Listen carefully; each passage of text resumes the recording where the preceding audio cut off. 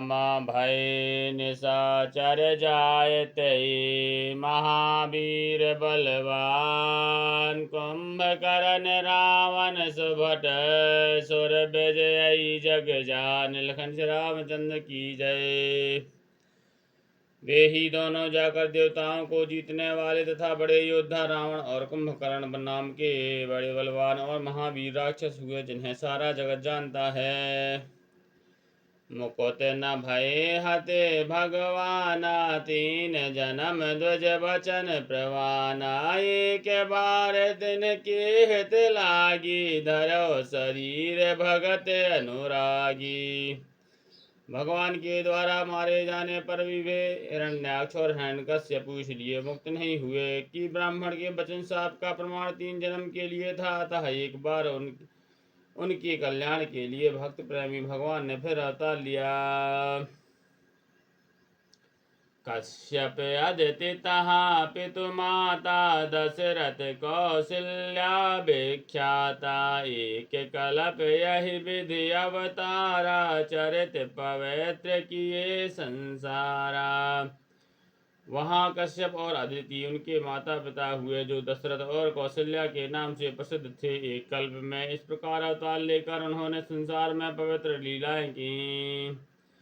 एक कल्प सुर देखे दुखारे समर जलंधर दर्शन सब मारे। शंभु कीन संग्राम अपारा धनुज महाबल मरय न मारा। एक कल्प में सब देवताओं को जलंधर दैत्य से युद्ध में हार जाने के कारण दुखी होकर शिव जी ने उनके साथ बड़ा घोर युद्ध किया, पर वह महाबली दैत्य मारे नहीं मरता था। परम सती असुराधिप नारी तहि बल ताहि न जितहि पुरारी। उस दैत्यराज की स्त्री परम सती बड़ी ही पतिव्रता थी। उसी के प्रताप से त्रिपुरासुर जैसे अजय शत्रु का विनाश करने के वाले शिव जी भी उस दैत्य को नहीं जीत सके। छल करि टार्यो तासु व्रत प्रभु सुर कारज की। जब तहि जान्यो मरम तब शाप कूप करि दीन। प्रभु ने छल से उस स्त्री का व्रत भंग कर देवताओं का काम किया। जब वह स्त्री ने यह भेद जाना तब उसने क्रोध करके भगवान को शाप दिया। तासु श्राप हरि दीन प्रमाना कौतुक निधि कृपाल भगवाना। तहाँ जलंधर रावण भयो रन हति राम परम पद दयु। लीलाओं के भंडार कृपालु हरि ने उस स्त्री के शाप को प्रमाण दिया, स्वीकार किया। वहीं जलंधर उस कल्प में रावण हुआ, जिसे श्री रामचंद्र जी ने युद्ध में मारकर परम पद दिया। एक जन्म कर कारण येहा जहि लगे राम धरि नर देहा। प्रति अवतार कथा प्रभु केरी सुनु मुनि बरनी कबहि घनेरी।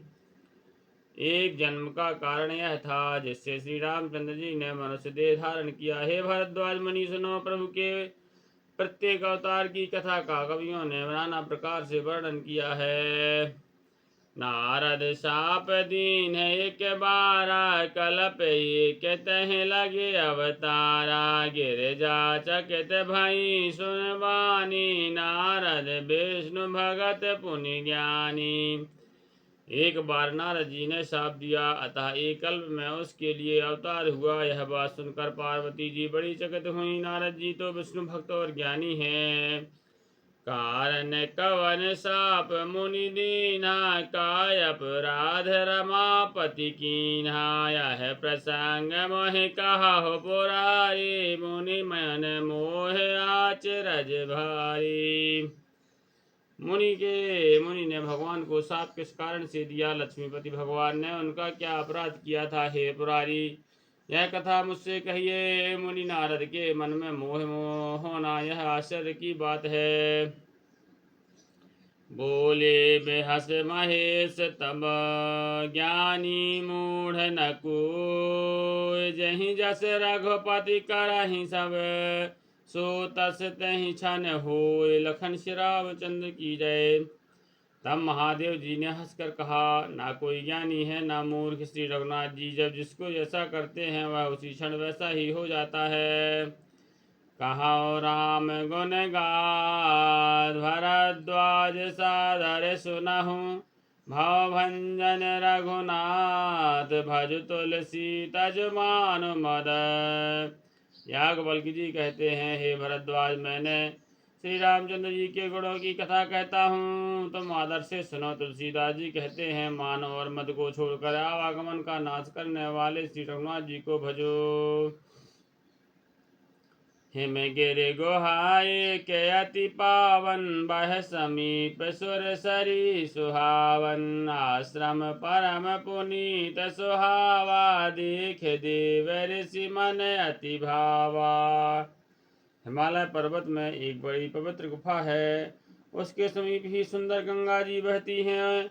वह परम पवित्र सुंदर आश्रम देखने पर नारद जी के मन में बहुत ही सुहावना लगा। निरख शैल सरि विपिन विभागा, भयो रमापति पद अनुरागा, सुमिरत हरहि शाप गति बाधी, सहज विमल मन लागी समाधि। पर्वत, नदी और वन के सुंदर विभागों को देखकर नारद जी का लक्ष्मीकांत भगवान के चरणों में प्रेम हो गया। भगवान का स्मरण करते ही उनके शाप की उन्हें दक्ष प्रजापति ने दिया था, और जिसके कारण वे एक स्थान पर नहीं ठहरते थे, गति रुक गई और मन के स्वाभाविक ही निर्मल होने से उनकी समाधि लग गई।